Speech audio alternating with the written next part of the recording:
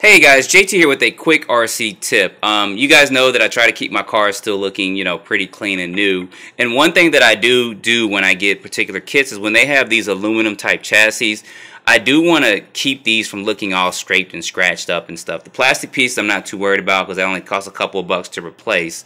So what I'm going to do is I'm just going to show you guys real quick kind of what I do for these. I kind of went through this one pretty quickly, but you guys will get the idea of what I'm doing here.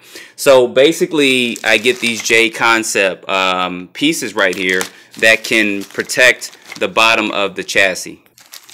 And I'll find the part number and put this in the description as well. But they cost like 10 bucks, but you get like 2 sheets in each package. So basically what you do is there's a couple ways of going about this. So what I do is normally I just lay this over the chassis, kind of like I'm doing right here. Hopefully we're getting enough lighting right here. And then I'll take a pin and I'll draw around, I'll press pretty hard and draw around the outline of the chassis, and then I'll cut that out. Another way you can go ahead and do it too is you can take an X-Acto knife and you can actually go around the chassis like you would with the pin, and that would make a pretty good cutout as well. Some other people, they go ahead and separate these two and they lay the clear plastic part over the chassis and then they cut around it. The only reason why I don't do it that way is because a lot of times you'll have some access up here, some extra that you can use to put, let's say for this part, bottom part of the chassis or somewhere else. So I just usually either cut around it or I draw around it with a pen and then I end up cutting it out. So what it normally looks like is, get this over here real quick, is this was a whole sheet that I literally laid over top of the chassis, and here is the extra right there. You guys can kind of see how that is, but and this hasn't been taken off yet. So I cut around it, and I actually cut it, made sure it was just a little bit wider, and then once I cut around it, I went ahead and of course took these two apart and then laid the plastic piece over top of the chassis, as you guys can see there.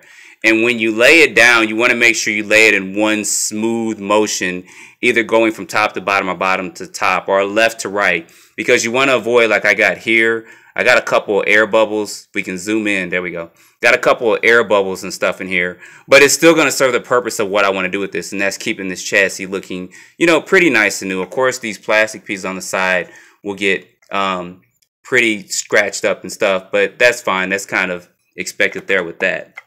So, like I said, there's a couple ways you can go about doing this, but I wanted to show this to you guys as kind of a tip for doing this. And I think maybe in the future, I'll do a couple more RC car or RC tips in general, as far as some of the stuff I do for my cars to keep my batteries running in peak performance and keep my cars running good as well.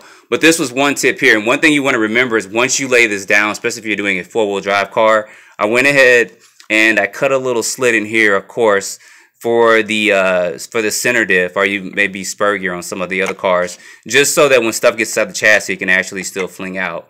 Now, when you go to work on your car, you may have to take an X-Acto knife or something and cut around these little holes in here so you can get to that, instead of trying to take all this back off and putting it back on, because it will lose some of its stickiness when you do that. So you guys see I still need to do some trimming here a little bit, and then I can use some of that access if I want to cover up this part, or maybe even cover this whole part here. I actually did this on a lot of my cars, like my Zombie, my Maximus, my Creighton, Talon, all my cars. It's got a aluminum chassis. So like I said, it's about 10 bucks for 2 sheets, and I think it's well worth it. So you guys, like I said, if you want to see more videos like this, leave some comments in the description, and maybe I'll do something every week or every other week.